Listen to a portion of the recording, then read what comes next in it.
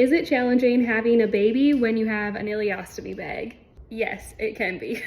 Mainly the challenge is anything related to the bathroom. So changing your ostomy bag, if you have to do that whenever you're watching your baby, or going to the bathroom. And I'll show you what I've learned that's helped me a little bit when it comes to like keeping them occupied while you're going to the bathroom. So ever since she started crawling, or even just like sitting up on her own, I was like, shoot, I gotta find a way that she can stay in the same place or the same room as me. Sometimes whenever my little butt is flaring, that's what I call my little rectal stump, is the little butt.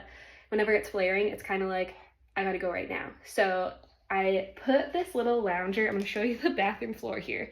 We have like a toilet room that's totally separate from the rest of the bathroom, which is nice, but I always have this on the floor. As you can see, there's a little ducky toy there, and I'll just like set her on it. I've been doing this since she was probably like 4 months old probably, and I'll like, see, she's so mobile, she wants to get down and like go everywhere. So this is what I do to try to like keep her in the same room as me and safe, so that she's not like out in the living room and getting into who knows what. I'll plop her down on this, I pull it towards me in the bathroom here, and then I just keep the door open obviously when I'm at home, even when Keith's home too. But that way I can like set her down. It's a soft area, because sometimes too it's like the whole butt clenching, get to the toilet as quick as possible. And sometimes I didn't make it. So that's just real life and the unfiltered version of this channel. But that's something that I feel like was really important, is having a soft, really, tell us more. You're so cute. But I felt like this was really important, and having the sides on it was nice and soft. When she was little, she would lay down on it. Now she just like sits on it, and I try to keep her entertained with like a little toy. I have little toys here, like these bath toys. I just keep them next to that, and that's been working pretty good. So if you have kids and you have an ostomy bag and you're struggling with maybe your little rectal stump still having ulcerative colitis in it and then flaring, hopefully this tip can help you. Honestly, even if you have an ostomy bag too and that's just all you're dealing with, it's still something that we have to consider, is how to keep them safe. She like runs into the door. Also too, we're in the stage where she wants to walk up to me, and usually like she'll put her hands on my knees, but I have to keep her hands out of the toilet. Yeah, so that's a fun stage. But anyway, I just wanted to share that with you. Let's go to Target. I actually was able to put my face on today during nap time. She napped for 45 minutes on her own. Yeah. All right, we'll see you in the next clip. Okay, and here's our second bathroom. So it's more of like a traditional bathroom setup. Of course, the toilet paper on the ground there is from this one, from the last time that I was in the bathroom. But anyway, things to entertain her here. I'll always just like set her down on the little bathtub mat right there. And then I have bath toys outside of it and inside it, as you can see. We need to clean, but I just wanted to show you that like in this style of bathroom, I would just set her down like on one of the bath mats and then have a little toy for her to distract her while I'm doing my thing. Other than that, I feel like the main thing that stands out to me is the ostomy bag getting in the way. So whenever I'm holding her, sometimes her feet can kind of like push on it, and then in the middle of the night, she doesn't like the crinkly sound that it makes, especially if it's kind of full. So that's just is what it is. Like I have to, you know, figure out how to keep her legs away from it so it doesn't crinkle and wake her up. But anyway, I don't really know how life is without an ostomy bag while being a mom, so I'm trying to think of the things that are more challenging with that, but this is all I know. And overall, I think the biggest thing is, because I'm flaring currently, my energy is not as good as it should be, so I find that I tire out really easily. So then whenever we're doing things together, I feel bad because I can't always like fully be the fun mom, you know what I mean?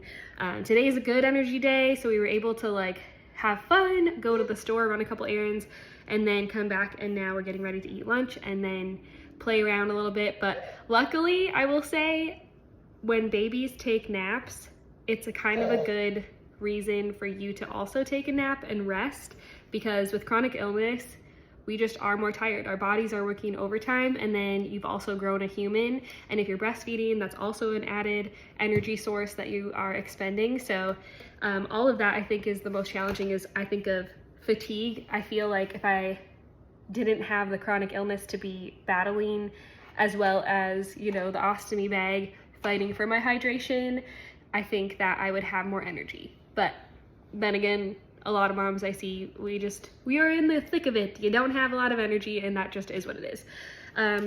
But yeah, other than that, I feel so grateful to my ostomy bag, because that was the reason I was even able to get pregnant, is that my body was able to get to a healthy enough point to allow my body to get pregnant. Now, I know I touched on this a little bit in a previous video.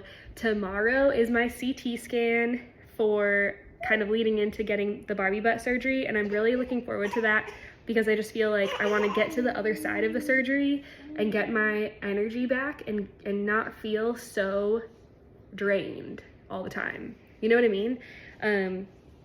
I just want to feel better overall, and I want to be able to like go on walks with her and be really active, and I'm really trying to take care of my body now before she gets too active. Like, she's already walking around. Look at that little thing. Hi. She is so cute. But anyway, I just want to feel better so that hopefully, you know, we can have a really active summer and then maybe make another baby. That's another question I get a lot too, is do I want to have another baby? What does that look like after having that second surgery, the Barbie butt surgery? And I mean, I've known other people who have ostomy bags and have had the Barbie butt surgery and successfully had vaginal deliveries after, and that's what I would be hoping for too. I mean, in general, I'd be hoping to be able to get pregnant again and have another successful birth and all of that. So we'll see. I'll take you on the journey with all of that. Also, while I'm thinking about it, let's talk about sleeping. So we do co-sleep. I know a lot of people are like, oh, against it or whatever, safety wise, like totally get that.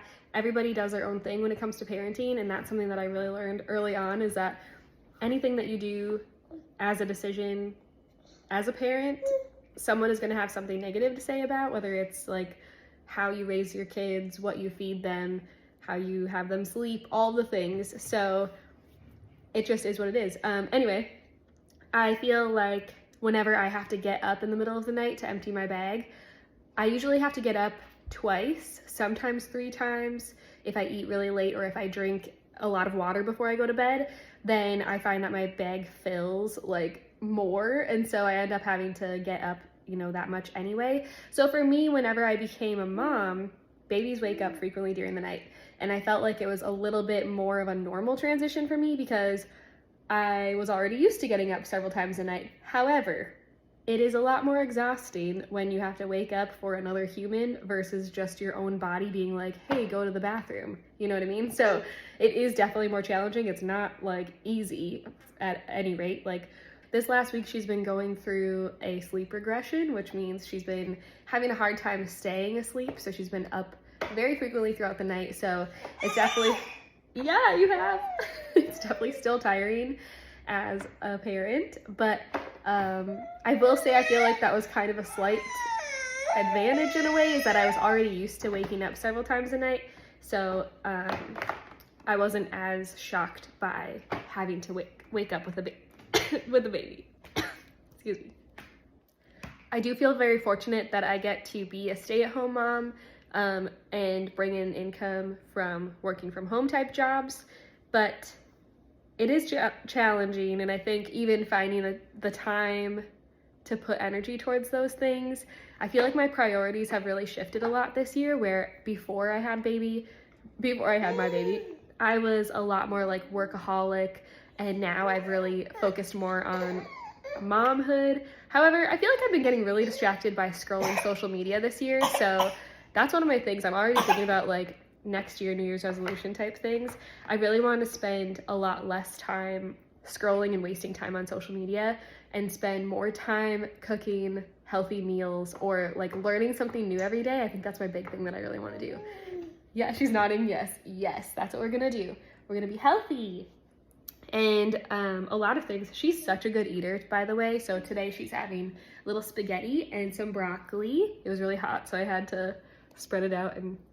But yeah, she's a good eater, which is so healthy, or so helpful. So anyway, yeah, I feel very blessed to be able to be a stay-at-home mom. It is challenging in its own ways, you know, going to work all day and then coming home and having to mom and wife and household stuff. That's a lot too. And being at home with the baby all day long and not getting a break at all throughout the day, unless you have someone helping you, which my grandma has been here several times throughout the year, and I'm so grateful for that, because I was really, really sick at the end of July or mid-July, all through August. I could hardly get through the day on my own, and so her being here to help me out with raising Maddie and household things and all of that was quite essential to surviving that moment in time. And so being at home all day with the baby is challenging because you don't get a break at all unless they nap on their own.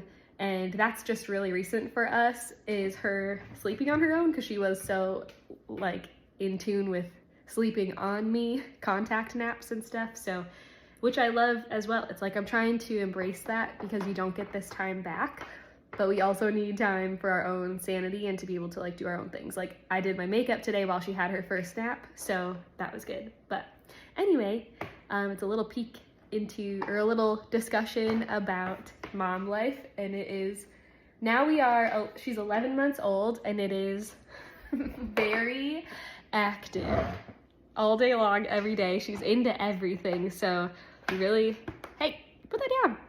You can put that down. Thank you. Yeah, but she's a really good baby overall, so very pleased. I talked a lot about this too in my postpartum videos, I think.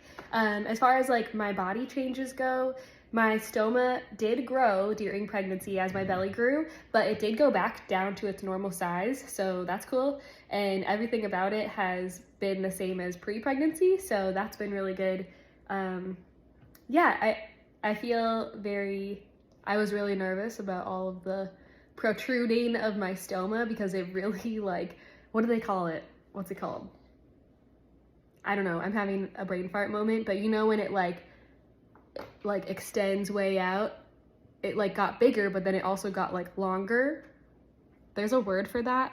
I can't remember. Whatever, it's a certain term. Prolapse, that's what it is. It prolapsed towards the end of my pregnancy, but then it went back to its normal size. So if that happens to you, it's probably normal, I don't know. But it happened to me. It happened to a couple of my friends who also have ostomies and recently have had babies. So if it happens to you, hopefully it goes back like ours did, and yeah. Anyway, but if you have any questions at all, more specific as far as like motherhood goes, let me know. Other than that, I hope you have a great day, and like and subscribe. Bye!